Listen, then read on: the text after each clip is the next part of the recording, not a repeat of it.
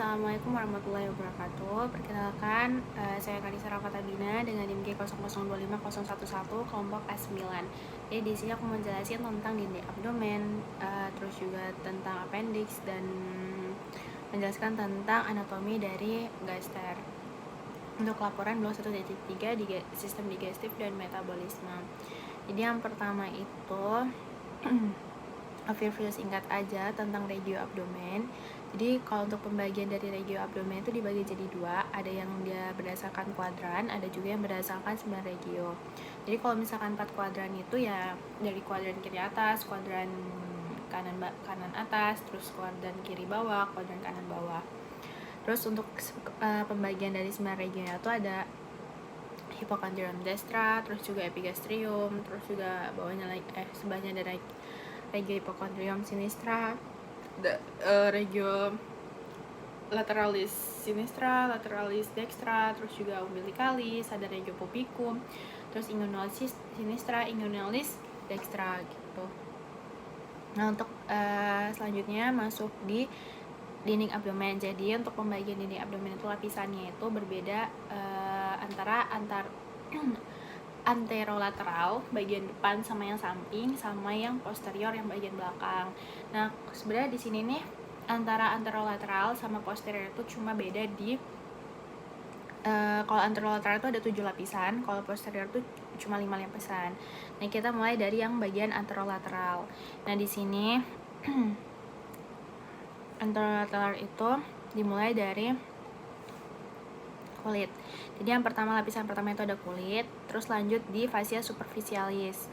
Nah di fascia superficialis itu ada dua fascia, ada fascia Kemper sama satu lagi fascia Scarpa. Nah kalau yang Kemper ini isinya tuh lemak, kalau yang Scarpa ini isinya membranous. Jadi terdiri atas jaringan-jaringan gitu.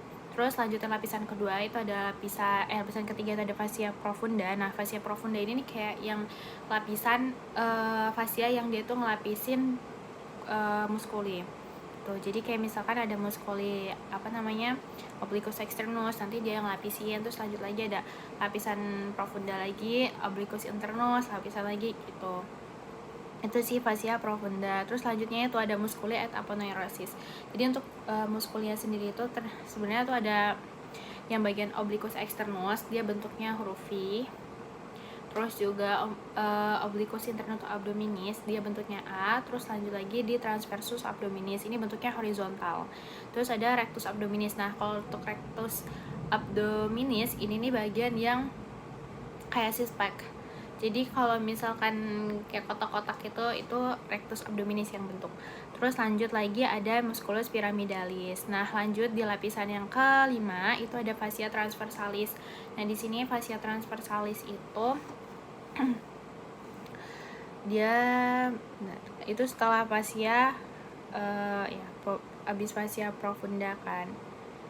Nah, transversalis. Nah ini lapisan berkelanjutan yang dia tuh magarin antara cavitas abdominalis dan berlanjut ke dalam cavitas pelvis.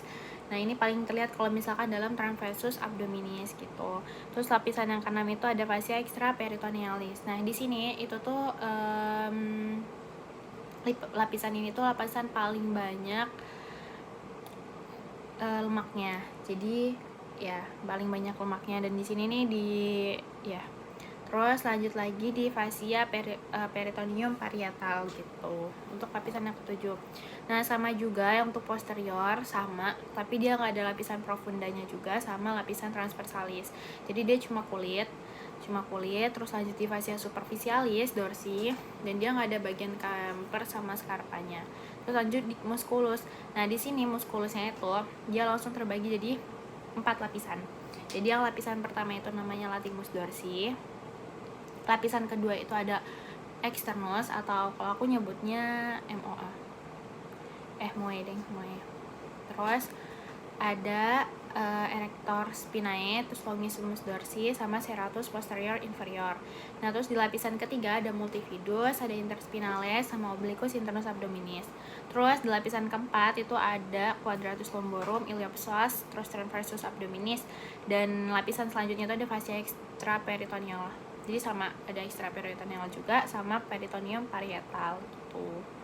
Kalau misalkan dilihat ini ada muskuli-muskulinya, ini muskuli-muskulinya, terus ini ada organnya, ini juga organ gitu. Itu untuk dari dinding abdomen. Terus lanjut di muskuli abdominis. Tadi kan udah aku sebutin kan ada beberapa, yaitu ada obliquus externus, ada obliquus internus, ada transversus abdominis, ada rectus abdominis juga. Nah, di sini. Jadi kalau misalkan dari sini dinding abdomen anterolateral itu, jadi kalau misal ada dua muscle atau dua golongan otot, yaitu ada flat muscle sama vertical muscle. Kalau flat muscle itu yang bisa dikatakan dia bentuknya kayak mana ya, flat. Kalau misalkan vertical tuh kan lurus-lurus, kalau flat muscle tuh ya kayak flat gitulah ya. Itu ada apa aja sih kalau misalkan flat muscle itu? Jadi ada flat muscle sama satu lagi flat, terus sama vertical muscle. Vertical berarti jelas kan dia bentukannya kayak misalkan kayak ya. Nah, vertical muscle ini dilapisin namanya sama vagina musculi recti gitu. Flat muscle tuh yang lurus-lurus gini, ini yang kayak gini-gini nah gitu. Nah, itu ada apa aja sih, Ca? Flat muscle tuh ada obliquus externus. Where is obliquus externus nih? Bentuk yang V ini. Dan musculus obliquus externus nih. Terus juga ada obliquus internus, dia bentuknya kayak A. Mana ya? Ini. Terus juga ada transversus. Nah, kalau transversus itu dia bentuknya horizontal gini. Terus kalau tadi kan aku udah sebutin ya, kalau misalkan vertical muscle itu adalah dia dibungkus sama namanya vagina musculorecti. Dan itu tuh ada muskuli apa aja sih yang termasuk vertical muscle? Itu ada namanya rectus abdominis ya. Karena kan dia lurus-lurus gitu kan gitu. Terus ada muskuli ini. Apa namanya? Lupa deh. Oh ya, sama piramidalis. Nah, muskuli piramidalis ini nggak semua orang tuh punya, jadi cuma beberapa orang doang, dan dia tuh dekat di sini. Nih, gitu.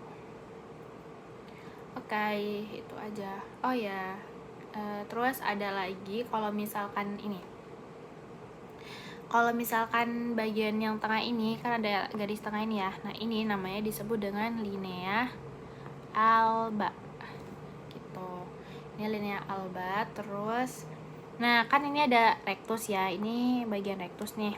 Nah, ini kan ada kayak putih-putih nih kan yang nyekatin. Nah, itu disebut dengan namanya tendinous intersection gitu. Oke, itu aja. Terus lanjut di organ retroperitoneal dan organ intraperitoneal.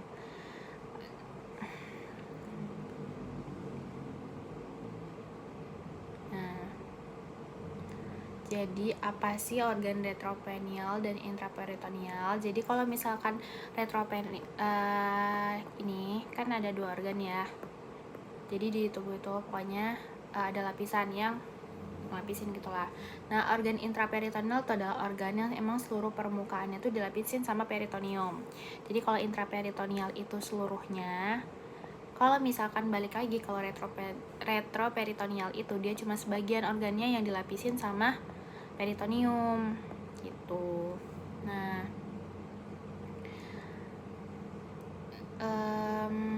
bisa dilihat di sini. Ini kan visceral.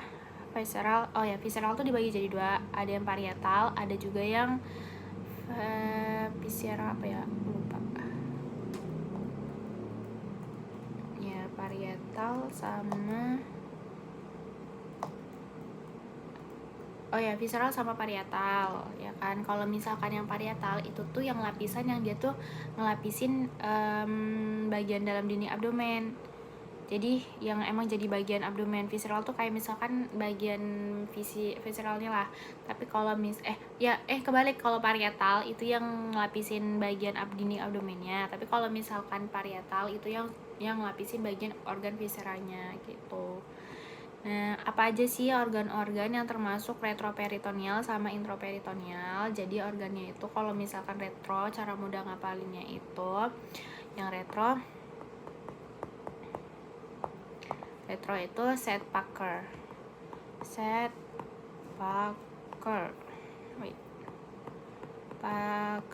Nah, ini dia. Kalau misalkan S itu adalah suprarenal gland. Suprarenal gland itu ya kelenjar di depan apa ya?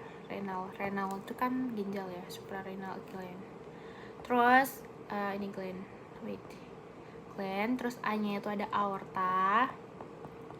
Terus D-nya itu ada duodenum, tapi seluruh duodenum kecuali pas superiornya ya. Terus ada P-nya itu adalah pankreas. Nah, kalau pankreas itu kecuali bagian kaudanya. Terus U-nya adalah ureter. Dan C-nya kolon. Terus K-nya itu ada kidney. Terus ada esofagus, dan R-nya itu adalah rektum. Oke, itu aja. Nah, selain itu termasuk ke organ intraperitoneal gitu. Ya. Oke, lanjut ke laporan kedua. Nah, aku mau bahas tentang anatomi gester.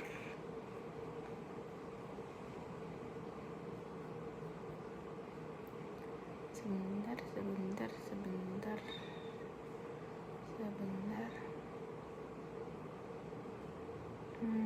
Nah, kalau misalkan anatomi dari gester sendiri, jadi tuh gester tuh terbagi jadi 4 bagian.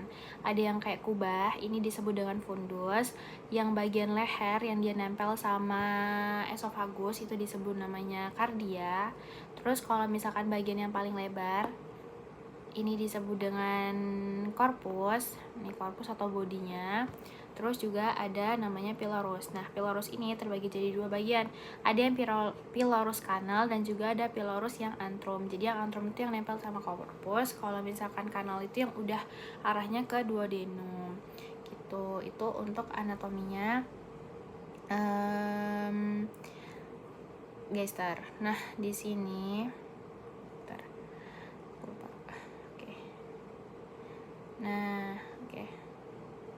di sini dah kan. Nah, di bagian korpus itu tuh ada ruge nih, lipatan-lipatan otot. Kan ini adalah otot halus kan. Nah, ini lipatan-lipatan ini namanya disebut dengan ruge gitu. Jadi nanti kalau misalkan terisi dia bakal ngembang gitu loh. Nah, di sini juga ada 2 cincin antara sini. Ini di sini ada cincin. Cincinnya apa namanya? Cincinnya itu disebut dengan les. Nih, ini ada cincin namanya les atau disebut dengan gastroesophageal sphincter, di les lower esophageal sphincter gitu. Nah, ini berfungsi buat, kan dia tuh kayak katup gitu ya, kayak kunci, kayak pintu lah istilahnya. Jadi kalau misalkan dia melemah, si asam lambung ini bisa naik nih ke atas sini, dan itu yang disebut dengan penyakit GERD. Makanya kenapa GERD itu tuh rasa terbakarnya bisa sampai dada, karena si asam lambung itu naik ke sana loh, karena si lesnya ini lemah. Jadi dia kan katup ya, harusnya kencang, karena dia lemah makanya dia bisa ke atas ini gitu, dan nyebabin rasa panas di dada. Nah, selain di les itu juga selain kan ada 2 sphincter. Jadi yang sphincter yang les sama yang satu lagi yang di bawah yang dia nyambung sama duodenum itu disebut dengan sphincter pylori. Nah, di sini ini juga berfungsi untuk pengosongan lambung sih gitu. Oh ya juga sama, udah itu kan kalau misalkan bagian dari anatomi gester ya. Nah, kalau misalkan lekukan yang kecil ini disebut dengan namanya curvatura minor, dan yang lekukan yang besar ini disebut dengan curvatura mayor. Tuh. Nah, ini aku nambahin sedikit arteri sama venanya. Jadi ada apa aja sih arteri sama venanya? Pokoknya kalau misalkan di sini nih arterinya itu ada apa aja? Ada arteri gastrica sinistra, terus ada posterior yang brevis, terus yang ini Terus ada arteri gastromentalis sinistra, mentalis dextra gitulah. Terus gastrica dextra. Tuh. Terus kalau untuk venanya sendiri tuh, venanya ada vena gastromentalis sinistra, hampir sama kayak di arterinya namanya. Oke, next. Terus di omentum. Oke, omentum tambahin sedikit aja. Jadi kalau omentum itu kayak perlekatan gitu biar organ kita tuh tetap stay di tempatnya. Nah, omentum ini ada dua, ada yang omentum mayor. Ini omentum mayor yang lapisin ini, dan dia nempel di bagian curvatura mayor sama di duodeni. Nah, ini juga nempel di hepar dan curvatura minor gitu. Nah, ini ada beberapa ligamentum ya. Kalau misalkan curvatura ini omentum minor. Nah, ini mayor. Nah, ini ada ligamen hepatogastricum, ada ligamen hepatoduodenal juga gitu. Kalau misalkan yang mayor ini ada empat ligamen. Yang pertama itu ada ligamen gastrocollica, terus ada prenica, terus gastrolienal sama splenorenal. Udah gitu. Nah, lanjut lagi kita masuk di appendix. Nah, kalau untuk appendix itu, jadi appendix itu terbagi jadi mana sih? Oh, salah. Oke. Nah, appendix itu sebenarnya letak-letak appendix itu ada 5, terbagi jadi 5, ya kan? Nah, apa aja? Ada retrosekal. Jadi retrosekal itu ada di belakang ini yang retrosekal. Kalau misalkan arah jarum jam itu kayak jam 11.